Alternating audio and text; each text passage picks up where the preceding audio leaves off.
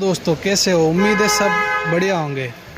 तो दोस्तों आज का जो हमारा टॉपिक है, कल हमने जो वीडियो डाली थी फॉल्ट कोड 3135 करके और ईएमपी सेंसर का जो फॉल्ट था उस फॉल्ट को हमने डिटेल में समझा था कि कैसे कैसे इस फॉल्ट से हम लोग जो है चीज़ें चेक कर सकते हैं, डेटा लॉग वगैरह। अगर वो वीडियो आपने नहीं देखी है तो जाओ पहले उस वीडियो को देखो, उसी वीडियो का ये पार्ट 2 है। आज इस वीडियो में हम समझेंगे कि ये ख़राब कैसे हुआ, क्यों हुआ ये ऐसा। ठीक है, फॉल्ट तो चलो ये ख़राब हुआ इसलिए वो फॉल्ट आ गया और फॉल्ट के अकॉर्डिंग हमने चीज़ें चेक कर ली, लेकिन ये ख़राब क्यों हुआ, ऐसी कंडीशन इसकी क्यों हुई, उसी चीज़ को हम समझेंगे। तो सबसे पहले हम आपको कुछ चीज़ है जो मैं आपको दिखाना चाहता हूँ, तो चलिए पहले उसको समझते हैं। तो हम लोग कमरे के अंदर आ गए हैं और ये 2 डब्बियाँ आपको सामने दिखाई दे रही होगी। ठीक है, तो आप कह रहे होगे भाई ये क्या दिखा रहा है, तो मैं आपको बता दूं इसमें डेफ है, ठीक है, अपना यूरिया, और इसमें है फ्यूल डीजल। ये दोनों जो है किट आते हैं, टूल हम कह सकते हैं। इसका जो टूल आता है किट, उसको कहते हैं हैना किट, और इसको कहते हैं सल्फ़र नापने का किट। ठीक है, ये दोनों मार्केट में टाटा मोटर्स में अवेलेबल है। इनके पार्ट नंबर वगैरह भी मैं दे दूंगा, और इनको चेक कैसे करते हैं उस पर भी एक वीडियो अलग से बना देंगे। लेकिन उससे पहले मैं आपको ये बता दूं एक बार कि डीएफ जब हम चेक करते हैं तो जो हमारा फाइनल जो स्टेप रहता है वो कुछ कलर रहता है, वो कलर ये होना चाहिए डीएफ का। ठीक है, और ये हमारा फ्यूल का, डीजल का। ठीक है, डीजल कुछ इस तरीके से नज़र आना चाहिए चेक करने के बाद। अगर आपको इस पर वीडियो बनानी है किस तरीके से हम चेक करेंगे और ये टूल हम कैसे खरीद सकते हैं, तो आप लोग कमेंट बॉक्स में मुझे बताएं। मैं इस पर ज़रूर बहुत जल्दी वीडियो बनाऊंगा और टूल के पार्ट नंबर भी आपको दे दूंगा। और ये सब वीडियो में आप देखने के बाद आपको स्क्रीन पे मेरा व्हाट्सअप नंबर दिख रहा होगा, उस व्हाट्सअप पे मुझे मैसेज कर सकते हैं, या फिर व्हाट्सअप ग्रुप का जो लिंक है वो डिस्क्रिप्शन में मिल जाएगा। आप वहाँ जाके व्हाट्सअप ग्रुप में ज्वाइन हो सकते हैं। तो चलिए अब हम लोग चलते हैं वापस एटीएस के पास और समझते हैं कि वो क्यों ख़राब हुआ। ठीक है, ये चीज़ें आपने दोनों सिर्फ देखी है, अभी समझी नहीं है। इनको समझना है तो आपको कमेंट बॉक्स में मुझे बताना पड़ेगा कि कैसे चेक करते हैं और टूल क्या है। ठीक है, वो चीज़ देख के हम वापस आ गए एटीएस के पास। अब एटीएस ये ख़राब होने का कारण ये अपना डीपीएफ है। ठीक है, ये क्यों ख़राब हुआ इसी को हम समझेंगे। इसका जो ख़राब होने का मेन कारण है, 2 3 4 कारण होते हैं। तो सबसे बड़ा जो कारण होता है वो होता है एग्जॉस्ट पाइप। ये पड़ा एग्जॉस्ट पाइप। अब एग्जॉस्ट पाइप से ये कैसे ख़राब हुआ? एग्जॉस्ट पाइप क्या है कि कई बार लीकेज हो जाता है, ठीक है, और हम ध्यान नहीं देते हैं, थोड़ा बहुत वो लीकेज होता है, या ज़्यादातर यहाँ पे होता है। अब ये नया आ गया OBD2 में, सारे एग्जॉस्ट पाइप में ये वाली जाली आपको देखने को मिलेगी, या उससे पहले भी ये लगभग आने लग गया था। इनमें क्या होता है, ये हल्का फुल्का कहीं से लीकेज होता है, हम ध्यान नहीं देते हैं, और जब ये लीकेज होता है कई बार फॉल्ट भी आता है, 56-55 फॉल्ट भी देखने को मिल सकता है। अगर ये लीकेज होता है तो हम लोग इतना ध्यान नहीं देते, कई बार फॉल्ट भी नहीं आता। ये लीकेज होने की वजह से, या इसके गैस किट, ठीक है, लीकेज होने की वजह से जो एग्जॉस्ट का गैस है वो प्रॉपर इसके अंदर जाता नहीं है, और गाड़ी का जो रीजनरेशन है वो कंप्लीट नहीं हो पाता है। ठीक है, और कार्बन जो है इसमें कंटिन्यू जमा होता रहता है। ठीक है, और ये चौक होने लगता है, लेकिन गाड़ी पे कोई ज़्यादा बड़ा इफेक्ट नहीं पड़ता उस टाइम तक, इसलिए हम लोग कस्टमर भी ध्यान नहीं देता, तो हम भी कई बार ध्यान नहीं देते हैं। यार 56-55 ही तो फॉल्ट है, चलो छोड़ दो, जाने दो। अब 56-55 और बहुत सारे फॉल्ट की ऐसी बात करें तो ऐसा नहीं सिर्फ इन्हीं की वजह से आता, और भी बहुत सारे कारण है। उस पर भी एक वीडियो शायद है, और भी वीडियो बनेगी। 56-55 सिर्फ एक इसी का फॉल्ट नहीं है। ठीक है, तो जब ये हम कंप्लीट करवा लेते हैं उसके वजह से बाद में थोड़ा ज़्यादा लीकेज हो जाता है। जब हमें पता चलता है कि यहाँ से गैसेस ज़्यादा लीक हो रही है, या गैस किट ये लीकेज जो है ज़्यादा हो गया है, उसके बाद हम लोग क्या करते हैं कि इसको ठीक करवा लेते हैं। ये पाइप रिप्लेस करवा लेते हैं, गैस किट डलवा लेते हैं, या जाली डलवा लेते हैं, जैसे भी करके कुल मिला के इसका लीकेज जो है हम बंद कर देते हैं। ठीक है, और कुछ बंद कर देते हैं, और कई बार ये थोड़ा ज़्यादा लीकेज होता है तो हल्का फुल्का पानी भी यहाँ से चला जाता है इसमें। ठीक है, बारिश का मौसम है, टायरों से पानी उछल के इसमें से अंदर चला जाता है। अब वो सारा जाएगा कहाँ?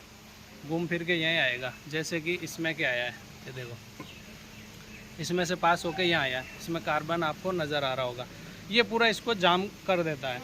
ठीक है, अब जैसे ही ये कंप्लीट हुआ हमारा पाइप, ठीक है, एग्जॉस्ट का प्रेशर फिर एक तो वो बढ़ गया, ऊपर से ये कंप्लीट जैसे हुआ, इसका रीज़न भी जो है प्रॉपर होगा उस टाइम में एग्जॉस्ट गैस और ज़्यादा प्रेशर से आएगा। वो जब प्रेशर से आता है ना तो फिर इसको मारता है ये ऑलरेडी, क्योंकि ये इसमें से कार्बन पहले से ही साफ नहीं है, थोड़ा बहुत कार्बन है, ऊपर से गैस और तेज़ आ गई तो ये इसको मारेगा और इसको यहाँ से पुश आउट कर देगा, ये आगे दबा देगा। जब इसको दबाएगा ना तो ये अकेला नहीं मरेगा, ये बात आपको ध्यान रखनी है, ये अकेला नहीं मरेगा, ये साथ में एक दो को लेके मरेगा। जैसे इसको लेके मरा, टेम्परेचर सेंसर जो लगभग 30,000 के लगभग का होगा, आइडिया मैं बता रहा हूँ, हो सकता है कम ज़्यादा होगा, इसको भी साथ में लेके मरेगा। ठीक है, तो 2 फाट ये खा गया ये, और साथ में इसका कुछ नहीं बिगड़ेगा, लेकिन हो सकता है ये इसको भी लेके मरे। ठीक है, ये देखो यहाँ से ये भी पुश आउट है। तो एक और ATS पड़ा हमारा, उसी के पास चलते हैं। ये केस एक आपने देख लिया, सेम टू सेम एक केस और दिखाता हूँ आपको।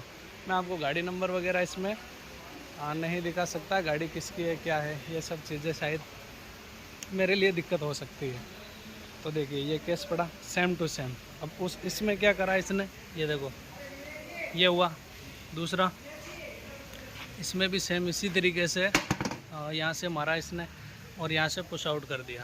ये है, इसको पुश आउट करने की वजह से DP सेंसर का ट्यूब गया, साथ में अपना टेम्परेचर सेंसर तो गया ही, लेकिन ये SCR कैटलिस्ट को भी ले डूबा।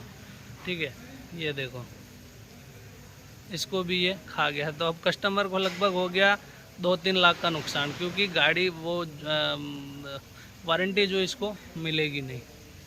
ठीक है, दूसरा कारण हम इसका समझते हैं, मैंने इसीलिए DF और यूरिया के क्या नाम अपना डीजल का सैंपल दिखाया था, क्योंकि उसकी वजह से भी ये चीज़ें हो सकती है।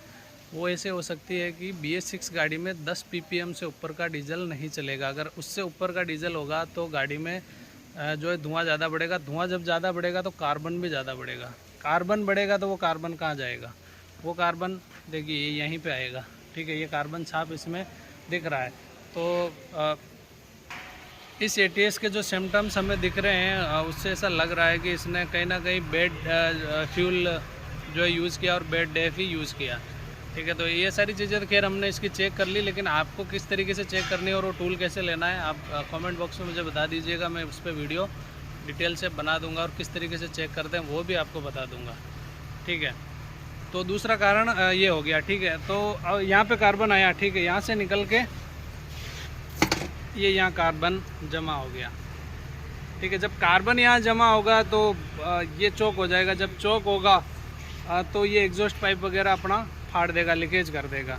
ठीक है, जब तक वो लीकेज थोड़ा बहुत चल रहा है, जिस दिन हम जैसे नया डालेंगे तो प्रेशर आएगा ज़ोर से, ये मारेगा, इसको बाहर फेंक देगा और ये मरेगा। तो फिर अकेला नहीं, साथ में 1-2 को लेके डूबेगा।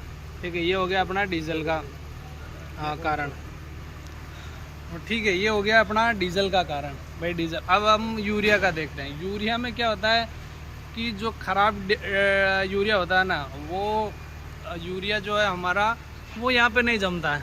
यूरिया ज़्यादातर इस जगह पे जमता है हमें, जिसके अकॉर्डिंग फॉल्ट कोड हमें देखने को मिलते हैं 56-55, 11-268, 31-35, इसको चौक करता है यूरिया, इसको मारता है। SCR कैटलिस्ट को ज़्यादा ये ख़राब कर सकता है। ठीक है, लेकिन अगर ये जाम होगा, ठीक है, तो ये इसको भी पुश आउट कर सकता है, क्योंकि जाम होगा जब हवा पास नहीं होगा तो पुश आउट करेगा। जब इसको करेगा ना तो यहाँ से अगर प्रेशर बढ़ेगा तो समझ लो इसका भी बढ़ेगा। ऐसा नहीं है उस अकेले का बढ़ेगा, इसका भी बढ़ेगा और इसको भी मारेगा। और जब इसको मारेगा तो ये 1-2 को साथ में लेके मरेगा। ये चीज़ आपको दिमाग में रखनी है। तीसरा कारण होता है नॉक सेंसर। अब आप कहोगे नॉक सेंसर से तो इसका कोई लेना देना ही नहीं है, लेकिन नॉक सेंसर से भी इसका लेना देना है। ठीक है, इसको ऐसे हम लोग पटक लेते हैं। यहाँ पे आप देखोगे इसका जो आउटलेट नॉक सेंसर है वो लगता है, और ये जो इसका पहला पार्ट है इसमें, यहाँ पे इसमें इनलेट नॉक सेंसर लगता है। कमिंस के पार्ट नंबर शायद 284, 285 कुछ वो पार्ट नंबर होंगे उनके। तो हम लोग क्या करते हैं, ये थोड़ा कॉस्टली पड़ता है, महंगा होता है नॉक सेंसर। तो हम टाटा से, या फिर टाटा की कोई बात नहीं है, बाहर से भी जो हम लोग ओरिजिनल ना खरीद के लोकल नॉक सेंसर खरीद लेते हैं। ठीक है, और लोकल नॉक सेंसर हम लगा देते हैं। वो सेंसर लगाने के बाद गाड़ी में बत्तियां हमारी चली जाती है। ठीक है, लेकिन वो काम जिस तरीके से ओरिजिनल करता है ना, वैसे नहीं करता है। उस पर भी हम डिटेल पे वीडियो बनाएंगे कि ओरिजिनल और डुप्लीकेट नॉक सेंसर में क्या फ़र्क है। ठीक, ठीक है, क्योंकि बत्तियाँ तो इससे भी जा रही है, गाड़ी का जो हमारा पिकअप वगैरह भी इससे ठीक है, लेकिन उसमें और उसमें फिर क्या फ़र्क है, इतना महंगा क्यों है? तो वो कैसे काम नहीं करता है, क्योंकि ओरिजिनल जो नॉक सेंसर होता है ना, उसका भी कैलिब्रेशन हुआ रहता है, उसमें भी एक तरह का ECM है वो, ठीक है, वो ECM है, उसमें पूरा सिस्टम इंस्टॉल होता है, वो सारी चीज़ें बताता है फॉल्ट के साथ साथ में। जैसे कि BS6 में आपको पता है कि 4 PPM नॉक्स जो है बाहर निकलना ही अलाउड है। अगर इससे ज़्यादा नॉक्स यहाँ पर आएगा, आउट होगा। आप वीडियो समझ रहे हैं ना? आप कमेंट सेक्शन में ज़रूर बताइए, आज समझ रहे हैं नहीं समझ रहे। नहीं समझ रहे तो एक बार बताओ यार, या कोई कमियाँ रह गई हो तो हम दोबारा समझाने की कोशिश करेंगे। और अब आपको जो है वीडियोज़ भी लगभग कंटिन्यू देखने को मिलेंगे चैनल पे। तो कहाँ थे हम? नॉक्स पे, ठीक है। मान लो कि 4 PPM नॉक्स जो है हमारा आउट हो रहा है। अब गाड़ी कितना रिड्यूस कर रही है उसकी बात हम नहीं कर रहे हैं, हम सिर्फ ये बात कर रहे हैं कि आउट जो नॉक्स सेंसर हो रहा है, नॉक्स हो रहा है धुआं, वो लगभग 4 PPM ही यहाँ पे होना चाहिए। जैसे ही 4 PPM से ज़्यादा होगा, यहाँ से बाहर जाएगा, तो नॉक सेंसर हमारा ECM को सिग्नल देगा कि यहाँ से 4 PPM से ज़्यादा नॉक्स बाहर जा रहा है, आप इसे कंट्रोल कीजिए, ठीक है। तो हमारा जो नोकल जो नॉक सेंसर होगा ना, वो नहीं बताएगा, वो सिर्फ आपके फॉल्ट मिटाएगा ECM में से।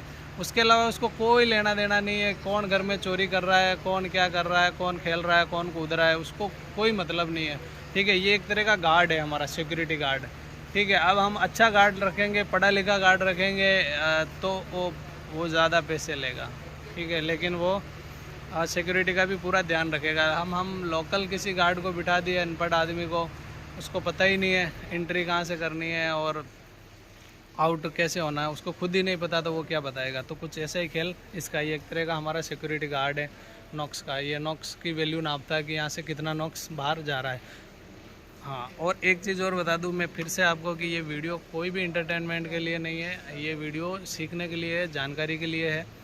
तो आप लोग इस वीडियो को पूरा देखिए, स्किप मत कीजिए, ठीक है। अगर इसके अलावा भी अगर कोई सवाल है तो व्हाट्सएप ग्रुप का लिंक डिस्क्रिप्शन में है, आप लोग जाइए और ज्वाइन हो जाइए, ठीक है। उसके अलावा भी टाटा BS4, BS6, अशोक लीलैंड के बहुत सारे कपलर्स, कुछ सेंसर जो हमारे पास अवेलेबल है। आप चाहे तो हिंदुस्तान के किसी भी कोने में आप हमसे मंगवा सकते हैं। व्हाट्सएप ग्रुप में जुड़िए और मुझे डायरेक्ट मैसेज कीजिए या फिर डायरेक्ट कॉल भी कर सकते हैं।